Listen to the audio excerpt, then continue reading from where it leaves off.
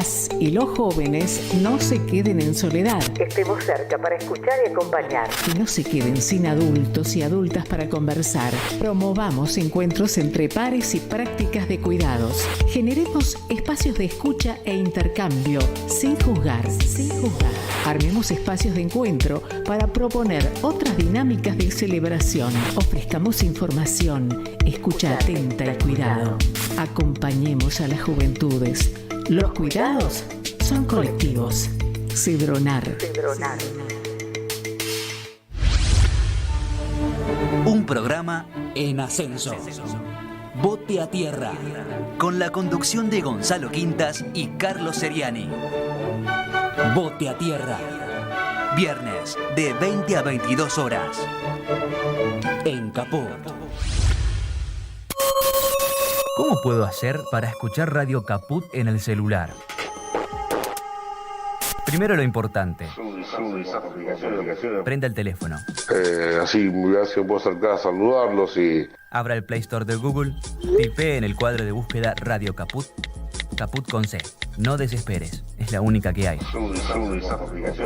Toque el botón instalar y espere unos instantes. La aplicación de Radio Caput ha sido instalada exitosamente. Busque el icono en su celular. Los quiero mucho, los aprecio y los admiro mucho, lo que hacen, los felicito. Y podrá escuchar la única e irreemplazable programación de Radio Caput. Sería un placer para mí, realmente.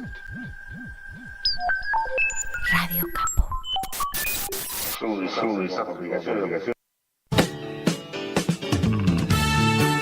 Quererse libre. Un intento de humanizar la realidad. Quererse libre. El programa con Fortunato Morrone y Pedro Mouratian. Un programa para la libertad. Para la libertad, sangro, lucho, pervivo para la libertad. Mis ojos y mis manos, como un árbol carnal, generoso y cautivo.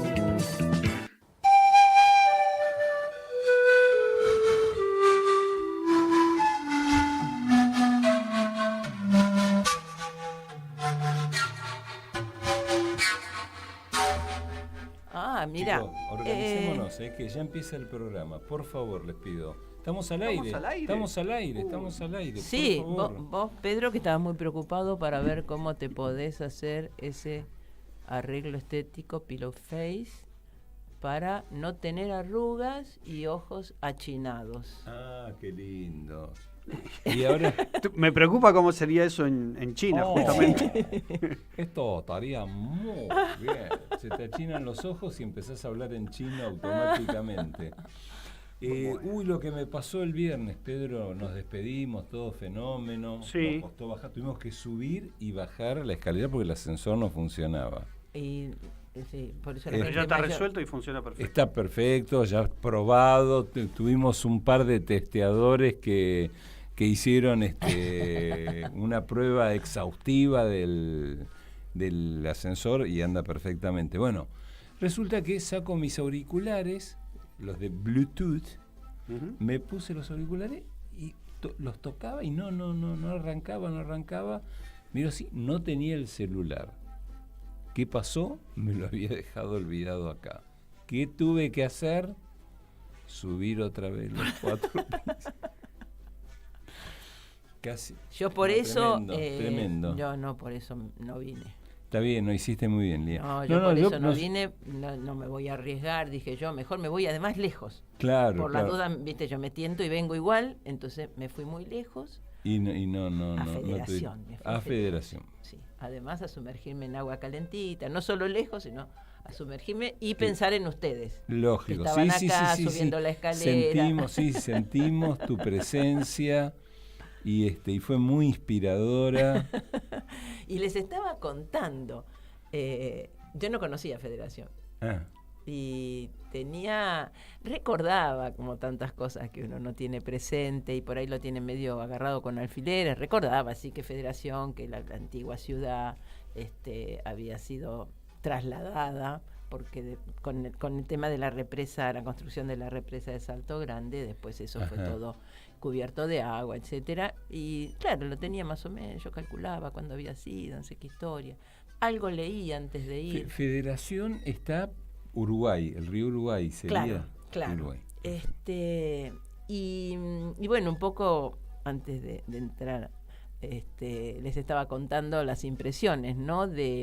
Porque eso que uno no se ubica, no se imagina lo que es vivir eso de los zapatos, ponerse en los zapatos del otro, lo que ha vivido esa población con ese traslado. Fue en la época además de la dictadura, ¿no? En el 79 se inauguraba la nueva, o se refundaba, digamos, en su nuevo lugar, Federación. Y pensaba, porque fuimos a un museo, el Museo de los Asentamientos se llama, y claro, donde está la historia de todos los asentamientos, ¿no? Mandisoví primero, después fue Federación y luego la nueva Federación. O sea, los asentamientos de esa población. De esa población. Que fue pasando de un lugar a otro. Claro. Y me resultó así impresionante ver cuando se decide, bueno, que la población se tiene que trasladar a otro lado,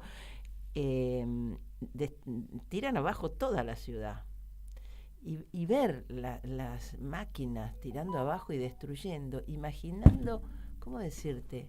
La gente que vivió toda la vida, que tenía los abuelos, los padres, su arraigo en ese lugar, que te destruyan todo, y eso después es tapado por el agua. Dicen que todavía cuando hay bajante, cuando está muy bajo, hay gente que va porque lo que ha quedado son como los cimientos y obviamente las marcas de donde estaban las casas, y todo el mundo ubica dónde estaba su casa. Claro, ¿no? entiendo que si había alguna construcción, por ejemplo, de 2 pisos, la han tenido que romper para que el río... No, todo tiraron. Y lo que le debe quedar es el encadenado de abajo. Exactamente, eso es lo que se ve, y entonces van y una parte se ve cuando hay mucha bajante.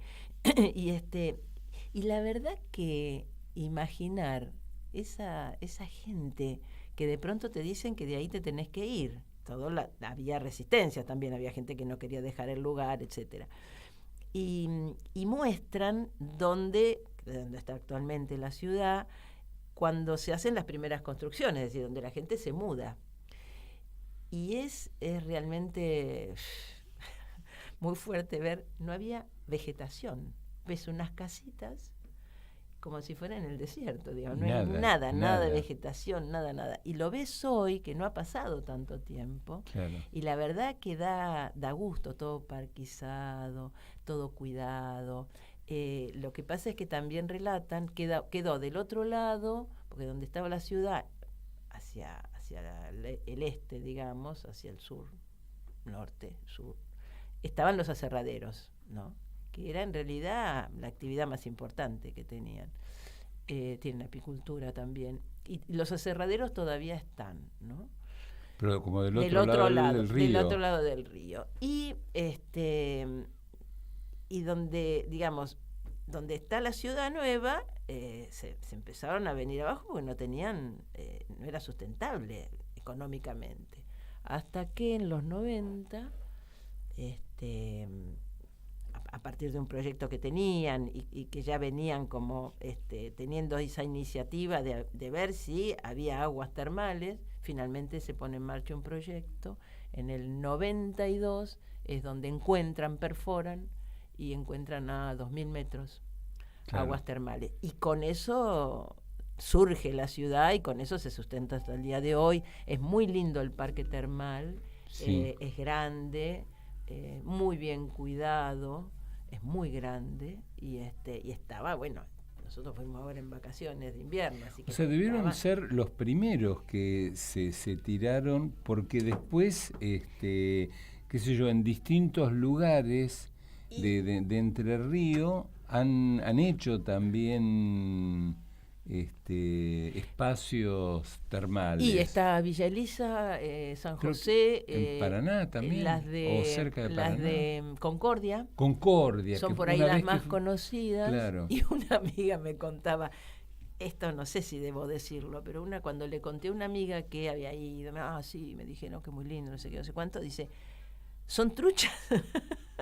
Le digo, mirá, supongo que no, o sea, yo no puedo afirmar. No, le digo, ¿cómo va a ser trucha? Como si claro, te como metieran agua caliente, claro. caliente, Entonces claro, me dice, de te lo calefón. pregunto porque en un lugar, no repito el lugar porque no sé si de dónde viene ese cuento, digamos, Claro. porque alguien se lo contó, que había habido Sí. un intendente que se hizo una vivada, que para también tener turismo, Armó unas termas, pero era con calefón, no hicieron pozo, Con pusieron termotanque. varios calefones. calentaban el agua. Le digo, Claro. ¿pero eso cuánto tiempo hace? Primero que por el nombre yo no las el lugar existe, lo que pasa, las termas referidas a ese Claro. lugar o con el nombre de esa ciudad o de esa población, yo no las escuché, pero yo hay muchas cosas que no conozco y existe. Claro. Y entonces, bueno, cuentan que a partir de alguien que estuvo en esa iniciativa, hace unos cuantos años, yo digo, pero escúchame, o no existen más esas termas, o porque es muy difícil. O sea, vos necesitas un equipo para calentar el agua. O sea, no es Claro. que es uno que tiene el secreto y no se lo cuenta a nadie. ¿Cómo hacen? Calientan el agua y hay Y que pero hacer todo eso. Y a alguien se le va a escapar y va a contar. Y "Che, pero ¿sabés que ese, acá no, estamos no, es que es el acuerdo de todo el pueblo, imagínate, si es por donde puede entrar algo de guita, Sí, todo. pero es casi imposible sostener eso en secreto, digamos. Claro. Claro. Así que no sé si eso es cierto o no, pero me causó gracia cuando me dijo, ¿son truchas? Digo, no Claro. creo que sean truchas. Así que bueno, No, fuera a mí de broma. yo tenía la idea de que todas las termas fuera, yo te comenté lo de termas de Riondo, que mis viejos iban de allá porque es una cosa familiar, tengo una tía que se casó con un termeño. Nosotros siempre nos enteramos de la fue- historia de toda tu familia. Eso Sí, es fantástico, sí. me encantan y tus se cuentos. se fue a vivir a las termas de Riondo, Sí. ¿no? Mi tía. No te afecta lo que que era- digo, vos seguís. Yo sigo, total, no hay problema. No tengo nada que ocultar. Tengo las manos limpias. Mi pasado no me condena. Nada, y a partir de, digamos, de esa circunstancia familiar, mis viejos, qué sé yo, fueron una vez a visitarla, les gustó, está el tema de las termas, por eso lleva su nombre, pero esas son termas y que inclusive hay un lugar en las termas de Riondo que el agua termal surge al nivel del suelo, o sea, Ajá. se arma como una especie de piletón natural donde la gente se iba a bañar, o sea, surgía naturalmente. La gente hacía el pozo de agua y al tanque de agua le llegaba el agua En su termal casa, sí, en su casa. Con la O misma sea, presión. con la misma presión, o sea, tenían que, o sea, imagínate, ahí en Federación tuvieron que meterse 2000 metros abajo. Sí. En las termas de Riondo, no sé si eran 15 metros o 50 metros, pero era una cosa, digamos, muy fácil. Claro. Entre 4 o 5 vecinos se ponían de acuerdo, hacían la perforación. Imagínate, para hacer una perforación de 2000 metros se necesita un geólogo que sepa dónde meter el caño, que inclusive hace años escuché una nota a un tipo que era especialista en buscar aguas Bueno, vos sabés que termales. una cosa interesante es que en el museo están expuestos los cortes, digamos, ¿no? De las distintas capas Claro. geológicas y muy bien porque está digamos, el corte del metro de 0 a 200 metros, por ejemplo, ¿no? Y vas viendo la piedra, digamos, Claro. representativa de cada corte y te dice de qué metraje a qué metraje hasta que llega a 1900 y pico, que es la última, que es donde encontraron agua. Es muy interesante eso, además de que hay Sí, sí, fotografías ilustrando, y sí, en realidad es como un equipo es un equipo de Claro, sí, perforación sí, sí, importante, sí, como sí. los que ves Sí, de sí, petróleo, imagínate, ¿no? a 2000 metros. Entonces, claro, yo teniendo ese antecedente de las termas muy próximo, donde mis viejos me contaban que ellos tenían en el baño, o sea, tenían una bañera. Qué interesante. Entonces abrían la canilla y ahí se daban sus baños. Qué lindo. O sea, no es que tenían que trasladarse a unas piletas comunes, no, en el baño de la casa. inclusive no tenían calefón en esa época ninguna casa, pues tenían que enfriarlo, o sea, el problema Claro, era al revés. era al revés. Digamos que el agua que llegaba al tanque estaba caliente. Inclusive, bueno, tenían termómetros porque tenían que esperar que bajara la temperatura para poder Mira, meterse. no sabía nada de eso. No, tenían termómetros, esos termómetros de agua para buscar la temperatura que les era soportable. O sea, no se podía meter uno en el baño apenas abría la canilla. Ajá. Pues salía el agua muy, muy caliente. Entonces, bueno, con ese antecedente digo, ¿cómo puede ser que cerca de Mar del Plata también había un lugar, que había unas termas? En San Clemente hay termas. Claro, bueno, entonces yo decía, yo no fui. ¿Cómo puede ser? Digo, porque allá por la zona, próximo a la cordillera, digo, me parecía Claro, eso es lo que yo preguntaba, más... ¿de dónde viene? Porque, aguas termales, aguas calientes, yo imaginaba que tiene que tener cerca un volcán, una fuente, claro, pero no, parece que sí, a medida que uno se aproxima al centro de la Tierra, está calentito, digamos. Así es. Y sí, está calentito. Sí. Bueno, ahora está calentito afuera también. Afuera está más calentito. Afuera está más calentito, estamos todos ¿no? muy calentitos. Con las últimas noticias que estamos viendo. Sí. Yo venía para acá, ustedes vieron estoy muy impresionada por algunos afiches. ¿Ustedes vieron el afiche ¿De quién? A ver. de candidato Cunio? ¿Cunio? Sí. ¿El de Bukele? ¿Lo tiene Bukele de qué? ¿De vice? No, lo tiene de legislador. De imagen y de semejanza, modelo. digamos. ¡Qué impresionante! Sí, Con claro. Bukele. Claro. Muy impresionante eso. Yo a raíz de veo esto, lo vi hoy, había visto otros de él, pero sí, o yo no lo había reparado en Sí, Bukele, habré sí. pensado que era por ahí algún candidato a legislador o a concejal o algo así. No. Pero además los colores, todo así bien a lo bestia, ¿no? Como mostrando una cosa bien brutal. Y había leído esto, creo que la leí ayer, la noticia de que los juicios a las maras van a ser no individuales, digamos, juicios penales, no individuales, sino colectivos, juicio penal colectivo. ¿Lo leíste? No. Sí, es una iniciativa. ¿Cómo se hace un juicio penal colectivo? No sé, porque la responsabilidad penal es personal. Entonces van a tomar, qué sé yo, unos 900 tipos, por ejemplo, de los que están presos y los van a juzgar, como todos pertenecen a la misma, dan por hecho, digamos, que todos pertenecen a la misma organización, entonces los van a acusar así en grupo. Claro. Así hacen más rápido. ¿Y tienen pena de muerte? No sé, pero digo que cuánta monstruosidad, ¿no? Cuánta monstruosidad. Y cómo así tan livianamente en otro país le puede aparecer un candidato a presidente de la República que ponga en la imagen de propaganda la imagen de un presidente de otro país, independientemente, que no es independiente lo que digo, pero independientemente de que refiere a una visión, a una metodología que es como para nuestro país totalmente inconstitucional, ¿no?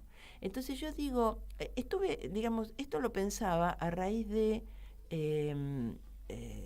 ustedes habrán visto seguramente una de las propagandas de Bullrich que dio lugar a presentaciones que hizo Devido y alguien más, que ahora no me acuerdo.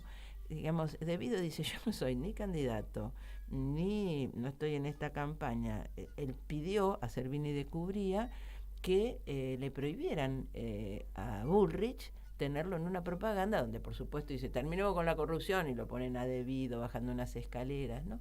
Entonces yo pensaba que, y alguien más que se me está escapando en este momento. Y Milagro pidió. Milagro Sala, exactamente, a Milagro Sala también. Y está en este mismo video, no solo está Devido, creo que en este mismo está. Los videos de Bullrich trato de no verlos entonces yo pensaba por mi salud. Que en materia, digamos, de legislación electoral también habría que pegar una revisada, ¿no?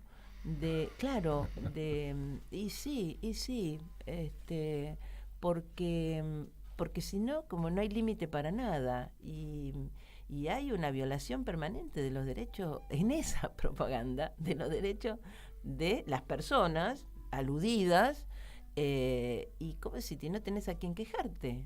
O sea, ¿y qué haces, digamos? O sea, alguien pone tu imagen, le pone abajo, terminemos con la corrupción, y ¿qué? ¿Y vos qué haces? Nada, te la comés, y entonces eso tiene una difusión, tiene una difamación pública gratuita. No, aparte está usando tu imagen sin autorización. No puede hacerlo, Digo, no puede hacerlo. Inclusive, ¿Y aunque fuese con otra va? frase, aunque fuese una frase positiva, Sí, de está todos usando, modos, es cierto, está tenés usando razón. tu imagen sin autorización. Efectivamente. Entonces, o sea, necesitamos en materia electoral, dado esto, digamos, esta situación, necesitamos revisar la legislación electoral, ¿viste? Para poner un marco, ¿no? No es posible esto es asqueante, todo lo que estamos viendo. Y lo que pasa es que en realidad yo creo que lo que se plantea son el buscar el voto en contra de, no a favor de. O sea, sería bueno que todas las campañas tuviesen el sustento y lo medular fuesen las propuestas. O sea, qué tipo de propuesta voy a llevar adelante, para qué tipo de país, Exacto. con qué tipo de, digamos, de políticas públicas y lo que yo aspiro, digamos, como candidato para poder impulsar durante los próximos 4 años. Esa debería ser el tono de la campaña, y no es ese porque, en definitiva, en especial Bullrich, y bueno, está el mismo Larreta también, ¿no? Lo único que hacen es hostigar al kirchnerismo y decir, terminemos con el kirchnerismo, no más kirchnerismo, un país sin Cristina, todos menos Cristina, digo, situaciones que son... Bueno, en la línea de lo que comentaba también iba hacia, ¿no?, este último video. Entonces, es como que a mí me gustaría que tuviese la valentía de decir qué es lo que quiere. Lo que pasa es que cuando, por ejemplo, Bullrich empieza a hablar de economía, la verdad que da vergüenza ajena, porque dice cosas que no solamente son conceptualmente y teóricamente son erróneas, sino que políticamente son realmente vergonzantes. O sea, querer llevar al país de nuevo a lo que fue el 2000-2001. Bueno, como han instalado otra vez. Como si eso fuese algo positivo, que terminó con 40 personas muertas, la confiscación de todos los ahorros de los argentinos y argentinas, un país totalmente quebrado, endeudado hasta la médula, digo, el desastre que dejó el gobierno de la Rúa, que bueno, o sea, yo no estoy inventando nada, o sea, digo, lo puede decir cualquiera, lo vivimos todos fuimos víctimas de ese momento, lo seguimos viviendo. Entonces, me parece que... Lo que no puede ser, o sea, no puede ser el vale todo en materia de campaña electoral. No puede ser el vale todo. Pero es que no es solo en campaña electoral. No, ya ese sé. Es el problema. Bueno, pero si además vos en campaña vale todo, ¿qué podés esperar después cuando resultan electos? ¿Cómo decirte? Si te tuviste que comer esa y esa vale y no hay ningún límite, después menos límite todavía. Entonces, sin ser una cosa de buscar censura, ni mucho menos, me parece que debiera haber un marco para las condiciones y las características de una campaña electoral, donde vos obviamente no vas a impedir que haya todas las propuestas que quiera cada partido difundir, pero que además debe corresponder con la presentación de un programa que debiera ser obligatorio. Es obligatorio. Sí, pero no dice nada.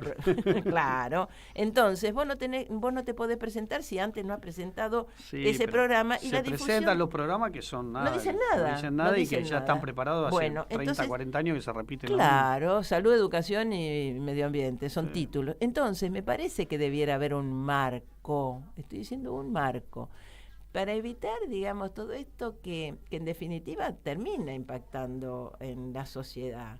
Porque hoy es se escucha de todo y uno tiene el ojo puesto ahí, analiza, pero gran parte de la sociedad, ¿viste?, se traga lo que le muestran.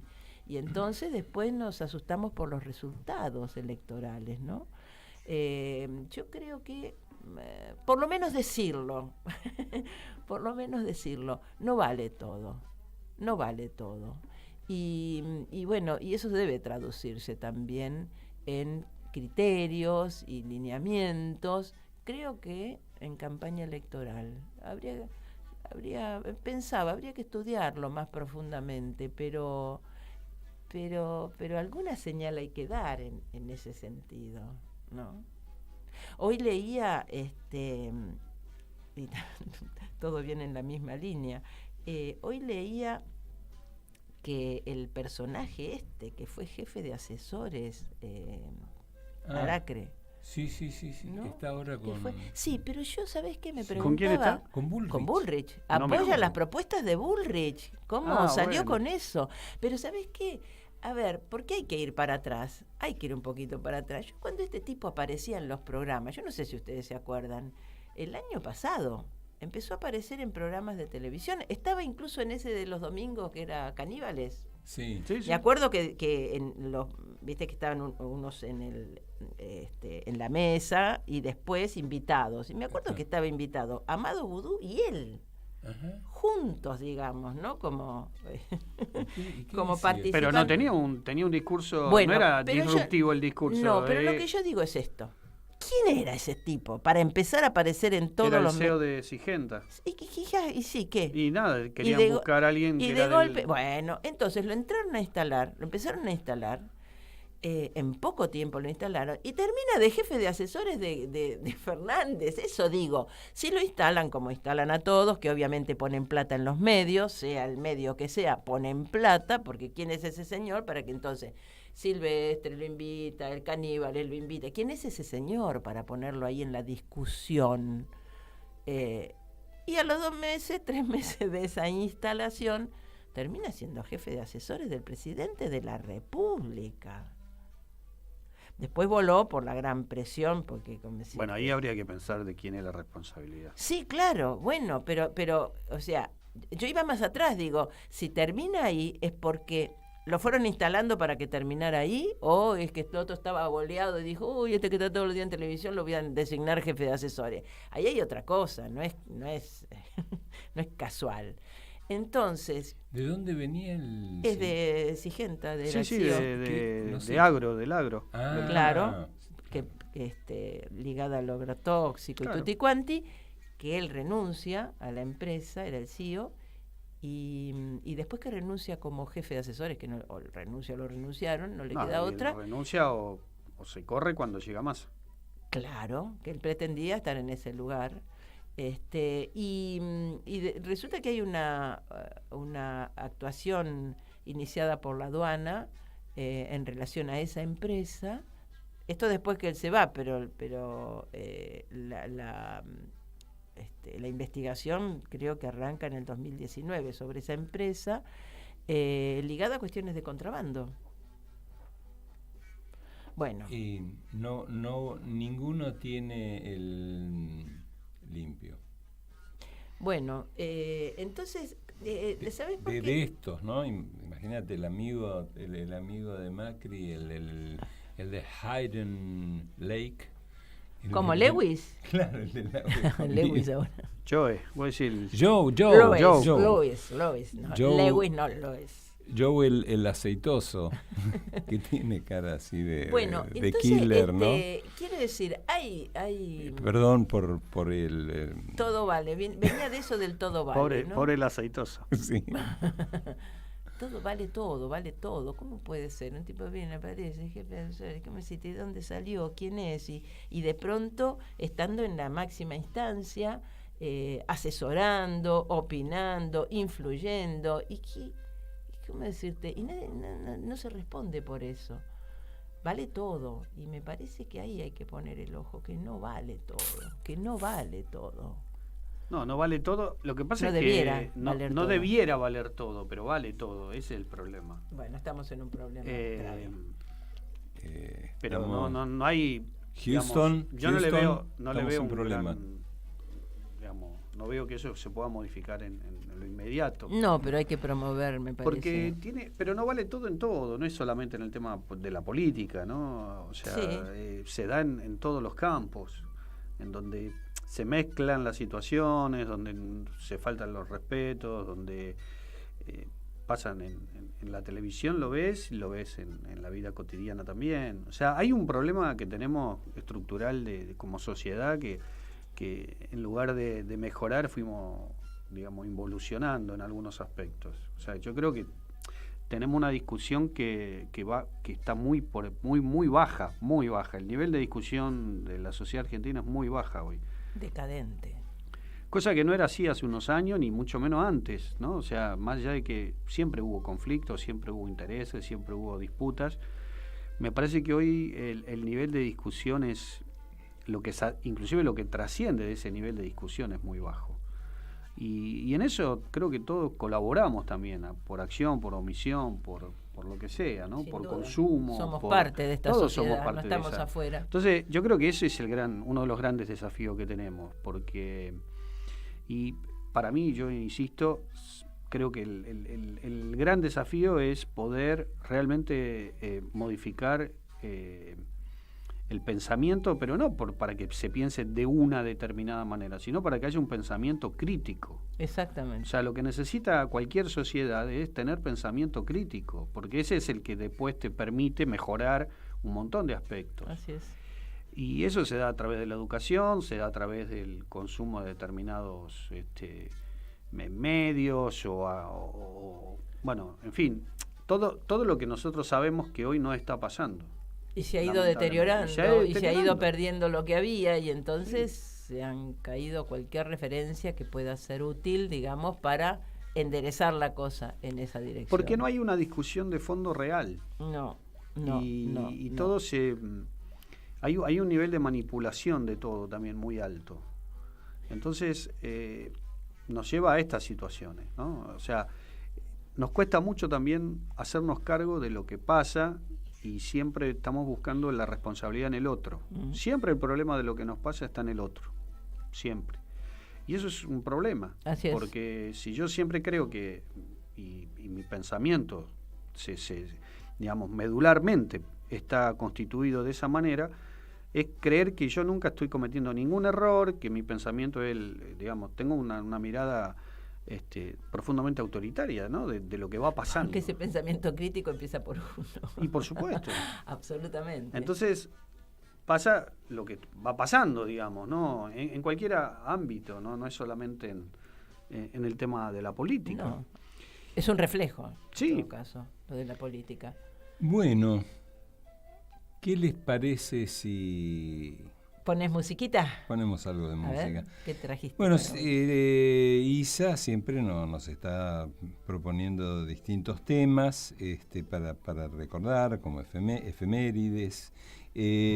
Hoy, 28 de julio, es el aniversario de la muerte de dos músicos como Antonio Vivaldi, que murió en 1741, y Johann Sebastian Bach en 1750. El mismo día, 28 de julio. El 28 de julio, mira vos, qué casualidad, sí.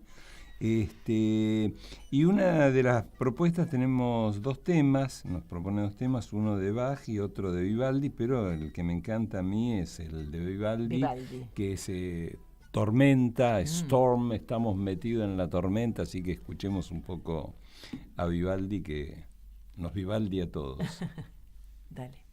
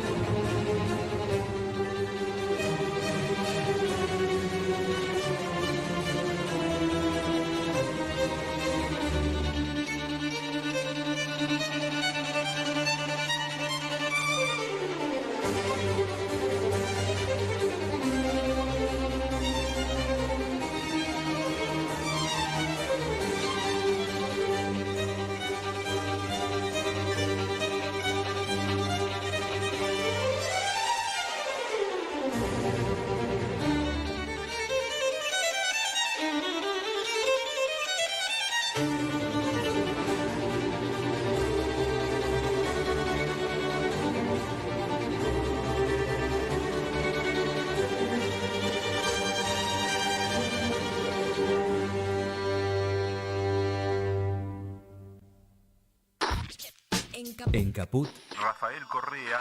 pasan cosas. En toda América del Sur se abrió una ventana de oportunidad para gobiernos progresistas. Rafael Correa. Y llega Hugo Chávez, luego llega Lula da Silva, Evo Morales, Michelle Bachelet, quien te habla en Ecuador. Se avanzó muchísimo. Crecimos, tuvimos dignidad, soberanía, creamos bloques regionales. Estados Unidos, que tal vez tenía la vista en otro lado, no, ya prestaron atención. Radio Caput. Yo veo momentos muy duros y están dispuestos a todo. Esas cosas. Telam Digital. Información en tiempo real. En telam.com.ar. Toda la información que necesitas.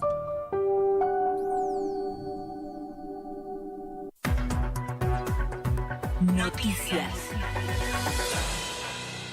Economía. Productores vendieron más de 952.000 toneladas de maíz y acumulan 2.42 millones. Es en el marco de la tercera rueda de la tercera edición del programa de incremento exportador que implementa un tipo de cambio de 340 pesos por dólar para las exportaciones de la oleaginosa hasta el 31 de agosto próximo. De esta manera, en las dos primeras jornadas se acumularon 2.420.936 toneladas vendidas.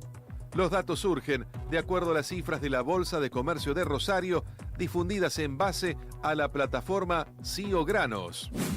El gremio pastelero acordó mejoras salariales para la rama pizzería y heladerías. El Consejo Federal de la Federación de Pasteleros, Servicios Rápidos, Confiteros, Heladeros, Pizzeros y Alfajoreros y las cámaras empresarias del sector acordaron en paritarias un incremento salarial trimestral del 30% para la rama pizzería y del 34% para la de heladería, según informó el sindicato. La mejora de las remuneraciones comprenderá el trimestre julio-septiembre y fue convenida entre el gremio y las asociaciones de propietarios de pizzerías, casas de empanadas y actividades afines y de fabricantes artesanales de helados y afines.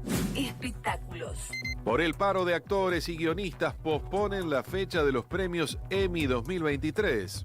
La entrega, que estaba prevista para el 18 de septiembre próximo, se pospuso hasta nuevo aviso en medio de la huelga que llevan adelante los sindicatos de actores y guionistas de Hollywood. Se trata del primer aplazamiento de los premios Emmy en más de 2 décadas. Más información en telam.com.ar.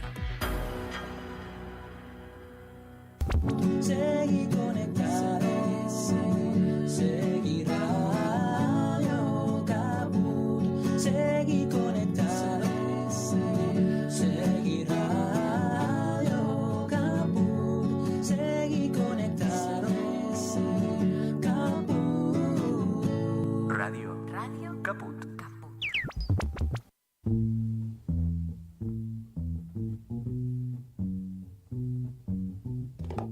Bueno, terminó el recreo escuchando a don Vivaldi. Qué lindo, qué lindo. Claro, me llamaba la atención que es parte de el verano, pero claro, es las tormentas de verano. Por eso. Nosotros estamos atravesando una tormenta. Sí, agárrate, Catalina. De las 4 estaciones. Sí, una tormenta de 4 estaciones. Sí, tenemos todas las tormentas, toda la tormenta junta. Bueno, nosotros teníamos entre las efemérides 29 de julio, ¿no? La noche de los bastones largos. Así es, de 1966, dice acá. Dice, la Policía Federal desaloja de manera violenta 5 facultades de la Universidad de Buenos Aires que estaban ocupadas en protesta por la decisión de la dictadura de Juan Carlos Onganía de intervenir las casas de altos estudios y abolir el régimen de gobierno emanado de la reforma de 1918. La represión más fuerte se da en las facultades de Filosofía y Letras y Ciencias Exactas. Más de 300 profesores renuncian. La llamada Noche de los Bastones Largos provocó la emigración de decenas de académicos, entre ellos César Milstein, exiliado en el Reino Unido y ganador del Premio Nobel de Medicina en 1984. Termina una época de oro para la Universidad Argentina y se produce una masiva fuga de cerebros. Yo leía que unos 700 profesionales se fueron de Argentina. Se consideró como la mayor fuga de cerebros, los que se fueron después con el régimen de Onganía, ¿no? Y cuando, el régimen de Onganía, luego el golpe del 76. Y después la dictadura del 76. Sí, pero ahí referido a esto, con la intervención de las universidades, ¿no? Y yo se me cruzó cuando leía, porque vos lo lees, año 66, decís que brutal, y ves las imágenes, ¿no? Y me apareció inmediatamente la situación de Jujuy, Morales, la universidad, el atropello a la autonomía universitaria, y digo, que es como eso hoy, o sea, cuando ves lo del 66 dices, qué brutalidad en aquel momento, y eso pasa hoy en una provincia argentina, hoy, porque ahí era un dictador, ¿no? Sí. En todo el país. Sí, y este es un dictador en una provincia. Sí, lo paradójico es que esa dictadura había llegado para derrocar un gobierno radical que era el de Ilia. Además, ¿no? Y hoy quien repite ese tipo de conductas es un gobierno radical, pero al revés, o sea, que está imitando no a Ilia, sino que está imitando a Onganía. Claro. Entonces, la verdad es que es triste, ¿no?, que un partido centenario como el radicalismo, en lugar de tomar las mejores experiencias de su historia, tome las peores experiencias de la historia y las repita, ¿no? Eso, la verdad es que es desalentador, ¿no? Porque es como que en lugar de ir avanzando hacia construcciones de un partido más dinámico, más, digamos, más democrático y con ideas mucho más consustanciadas con los derechos del pueblo, se vuelve más reaccionario, ¿no? La verdad es que eso es... Y por personas formadas, militantes formados en esa época. Hablábamos hace un rato de los tiempos, digamos, interesantes en que los 60, los 70, donde la formación política era muy importante en la militancia. Y entonces, digamos, dentro de esos partidos... ¿Cómo se torcía la cosa para que termine hoy una Bullrich haciendo lo que hace, o un Gerardo Morales? Billetera mata formación política. Sí, pero ¿cómo decirte? Era muy fuerte la formación. O sea, ¿dónde tenías la cabeza, no? Tu búsqueda, hacia dónde te orientabas, porque digo, el medio en el que estabas de partidos fuertes, y en esa época las estructuras eran, hoy por ahí están más desarmadas, pero en esa época era todo muy armada, las estructuras, mucha contención y formación, y qué loco, ¿no? Cómo se puede ir la cabeza para otro lado, como vos decís, billetera. Billetera y algo más. Billetera y algo más, ¿no? ¿Cómo se puede torcer la dirección? Y yo creo que es billetera, y una vez que empiezan a acumular billetes, después eso ve que les da poder, el poder les da impunidad para hacer lo que se les cante. Yo leía, no sé por qué leía la efeméride, y todo lo estaba relacionando con el hoy, ¿no? Porque también ahí lo tenemos, el 29 de julio, es el día del 2000 que se suicida Favaloro. Claro.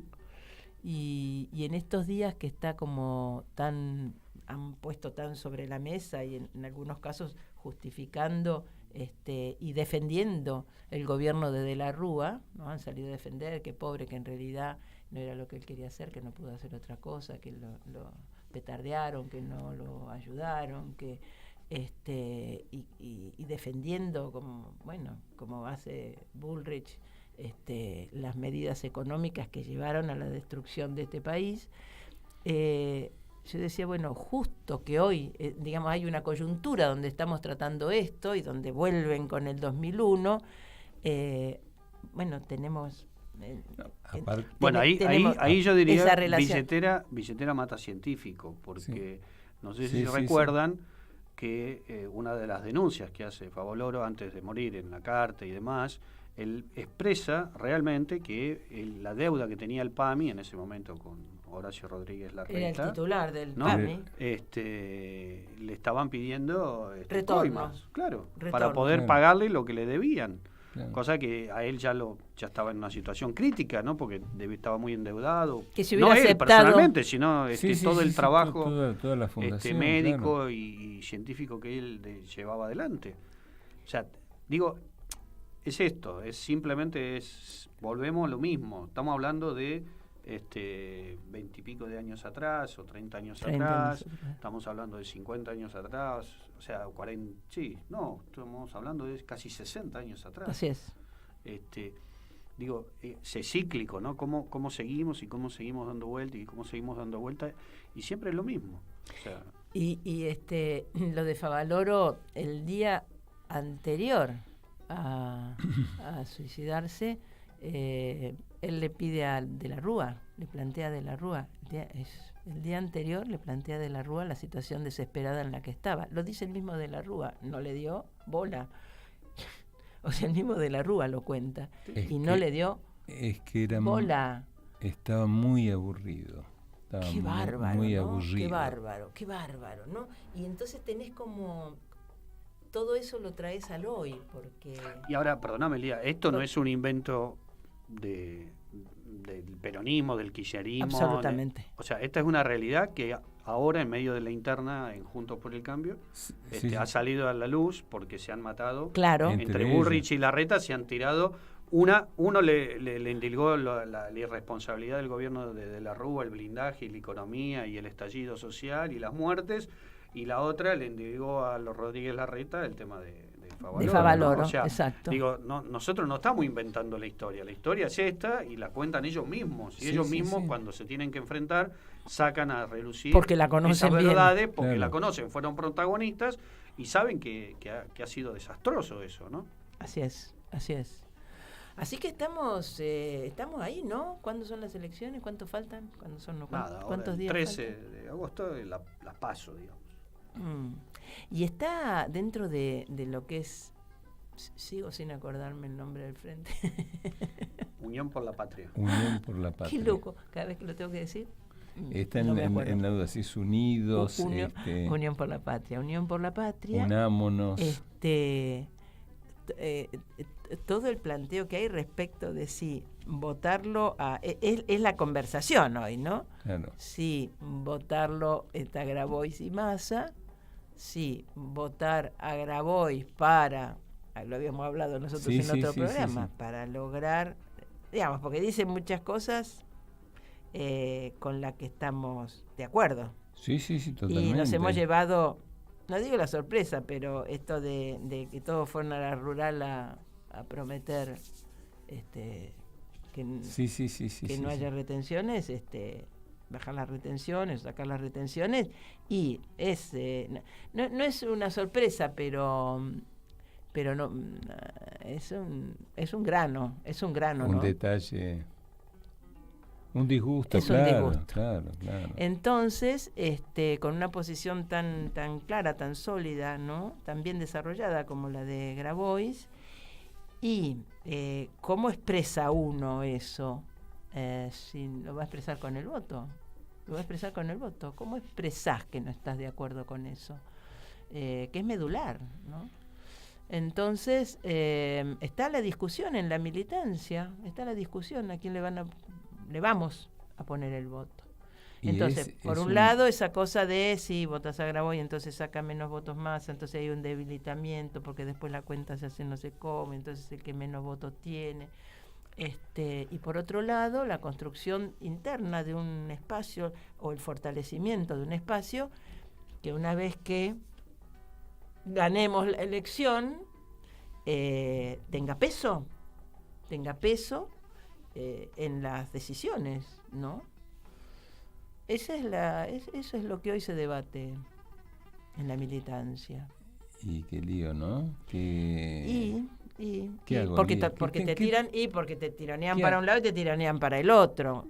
Yo no sería tan dramático. Yo creo ¿Sí? que lo importante es saber qué modelo va a ser opuesto al de una derecha que se expresa de distintas maneras. Veremos ahora si el candidato o la candidata es Burrich o Larreta por parte de Juntos por el Cambio. Por el otro lado está Milei, están los partidos de izquierda y después están los dos, digamos, las dos expresiones dentro de Unión por la Patria, que yo creo que hay que votar dentro de lo que del espacio nacional y popular, dentro de lo que cada uno de nosotros sienta como que es lo más genuino. Sin otra especulación. Sin muchas especulaciones. Decir, Así bueno, es. yo ahora voto esto, después veremos. O sea, después creo que la disputa son posteriores. Yo creo que es cierto, el planteo que hizo Massa con el tema de la lista de unidad no tenía que ver solamente para que el candidato de Unión por la Patria, en este caso ahora, fuese el que ganase las elecciones, por lo menos dentro de las candidaturas individuales, ¿no? Sino que tenía que ver también con mostrar un candidato del oficialismo consolidado, fuerte, y que eso pudiese realmente repercutir en la economía, en el sentido de que si vos tenés un candidato, si Massa mañana saca el 14%, y Grabois saca el otro 14%, aunque gane Massa, o 13% Grabois, aunque gane Massa, es un candidato debilitado. Ese es el planteo que había hecho Massa. Y más allá si después Burrich saca el 19, digamos, ¿no? O sea, porque es cierto, los titulares de los diarios después lo van a armar como quieran, ganes o pierdas, lo van a armar como quieran. O sea, está pasando en este momento con el tema YPF, que si después quieren quiero decir dos cosas. Sí. Pero el tema es ese, o sea, es no dramatizar la situación y tampoco ser agresivos con los candidatos nuestros, digamos, o propios, en mi caso, lo que yo donde yo me considero representado, porque en definitiva, la verdad, y honestamente creo que hay cosas que veo positivas de un candidato como del otro, en algunos temas, y otros que no los veo positivos tanto de uno como del otro. O sea, pero eso me va a pasar siempre, porque no hay un candidato que represente todo el pensamiento de uno, sino tendría que ser uno el candidato. Y eso no va a pasar nunca. Y tampoco estoy de acuerdo en que quien sea el candidato o la candidata, digamos, uno no tenga la capacidad de poder discernir o de cuestionar si toma o no toma determinadas medidas. O sea, yo creo que lo que siempre se juega en una elección son modelos de país. Y esto lo quiero decir en función también de lo que pasa con... ya son y 56. Bueno, lo quiero decir en dos líneas con lo que pasa con YPF. O sea, el tema que hoy se está instalando el tema de YPF, como que la derecha está usando mucho esto, lo que en estos días, hoy termina la parte del juicio, una parte del juicio en realidad, que hay sobre la demanda de un fondo buitre como es Burford, que lo que hizo en su momento fue comprar por 15 millones de dólares, euros, que eran 18 millones de dólares, comprar el litigio, digamos, le compra el juicio, un juicio que ellos mismos después promueven en el 2015, la expropiación había sido antes, en el 12, que ellos promueven argumentando de que no se habían cumplido determinadas cuestiones que el estatuto de YPF decía y que el Estado argentino por ende tenía que indemnizarlos y resarcirse. Es complejo el tema, ahora no lo voy a decir porque llevaría mucho tiempo, pero hay una cosa que es importante tener en claro, y es que el Estado argentino, más allá de que pueda ser, primero, esta decisión de la jueza del distrito, digamos, es poco menos que un juez de falta de acá de la Ciudad de Buenos Aires, o sea, también tenemos que tener presente eso.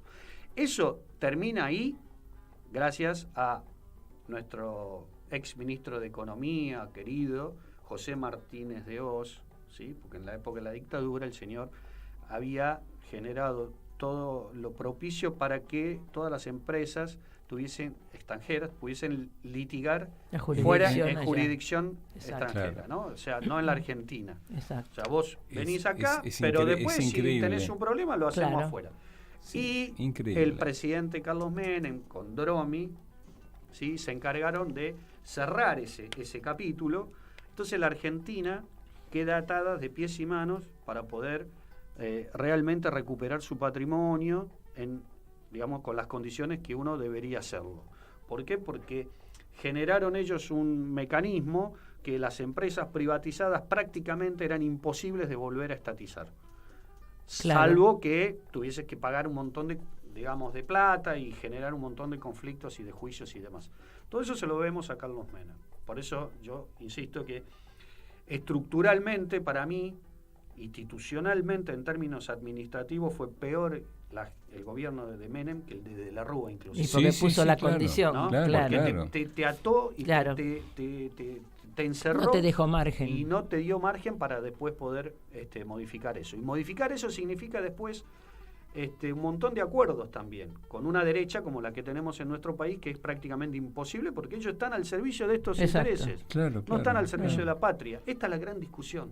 Y esta es la diferencia para mí central, que me gustaría, si quieren, en el próximo viernes programa. que viene poder charlarlo Sí, y sí. Me poder parece que abordarlo, porque realmente el tema YPF, y esto termino porque ya son y 59, primero es que por más que ahora se dé el fallo que se dé, la Argentina no está obligada a pagar los 4.900 o los 16.100 que quiere el fondo buitre.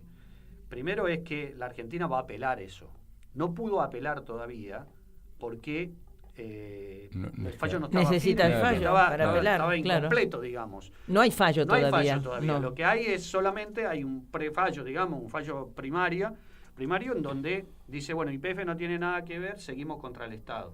Pero eso todavía no tuvo ninguna instancia. Es Claro. más, hasta el fondo buitre Burford puede también apelar si no está de acuerdo. Exacto. Porque puede decir, no, nosotros queremos ir también contra YPF. O sea, la situación todavía está en veremos. Pero Esto es un puede momento ideal. durar años. Claro. Puede durar años. Y después hay otra instancia. Aún cuando sea condenada la Argentina, van a tener que venir, o sea, no van a poder, van a tener que venir a negociar a ver cómo se les paga. Claro. Y si Argentina quiere, no paga, porque en definitiva no tiene nada que le embarguen. ¿Qué le van Tal a cual. embargar? No hay nada, una oficina en Nueva York le pueden embargar. No hay patrimonio argentino en el extranjero. Exacto. Entonces van a tener que venir acá o, bueno, seguirán siendo juicios de esos eternos que veremos después cómo se resuelven. Pero, y si no, van a tener que venir a la justicia argentina. Y la justicia argentina es diferente a la justicia norteamericana o a la inglesa o cualquiera. Entonces digo, es un tema mucho más complejo. Que no caiga en Comodoro Pi, Y- por favor, que no caiga. No, pero hay Sí. muchas Sí, herramientas exacto, distintas y hay una exacto. mirada de lo que es la justicia. Lo que pasa que hoy es el tema, cae justo, digamos, se utiliza. Sí, la chicana. Y ahora, pero aunque yo lo y digo. aunque- perdóname, esto solo sí, y sí, termino. Sí. Aún cuando fuese condenada, y aún cuando Argentina tuviese que Que pagar paga 5.000 millones, creo que después de lo de Vaca Muerta quedó claro, Claro. que porque es importante que YPF sea una Argentina. empresa de Exactamente, control nacional, exactamente. ¿no? O sea, estratégicamente, por un montón de cuestiones, ¿no? Y económicamente también. Así que, digo, la discusión está saldada en ese sentido. Lo que pasa es que los medios ahora lo Y van a querer de nuevo usar. instalar y, bueno, de hecho están preparando el terreno para volver a privatizar YPF, aerolíneas, todas las empresas que estratégicamente son tan importantes para nuestro país. La seguimos el viernes, el viernes que viene. El viernes que viene. Bueno, y nos vamos, y por las dudas, yo me voy a ir preparando una balsita, tranquilo. Y me voy a ir a Te vas a ir lejos, Sí, si no, para el viernes no vas a llegar. Una balsita y una cañita de pescar. Y nos vemos. Este viernes no vengo, les aviso. Te quedás en la balsa. Tengo un turno médico, no me voy ni a federación ni nada, tengo un turno médico. Nos vemos el ahí no, próximo. Y ya nos muchísimas pasamos. gracias, Lali, Bueno, por tu operación. Un abrazo. Muy bien, gracias. Hasta la próxima. Nos Buena operaste muy bien, nos dejaste fenómenos. Estamos lisitos, rejuvenecidos. Bueno, hasta el viernes que viene. Chau, chau. Chau.